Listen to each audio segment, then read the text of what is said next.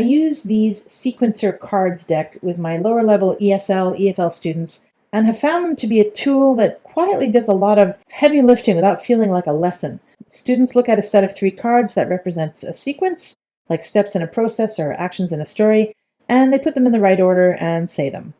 But what that actually gets them doing is practicing verbs, connectors like first, second, next, and logical thinking in a way that feels natural.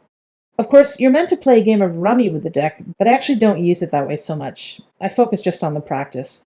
I usually give half or a quarter of the sets to a pair or a group of 4, get them to lay the cards out, and then take turns choosing sets to make sequence sentences out of them. Even though some of my students are older, they don't seem to mind that these cards are obviously kid-focused. So in short, these cards were a good little investment. It makes learning feel like a shared puzzle instead of a worksheet, and that's really a nice way to get language flowing in class.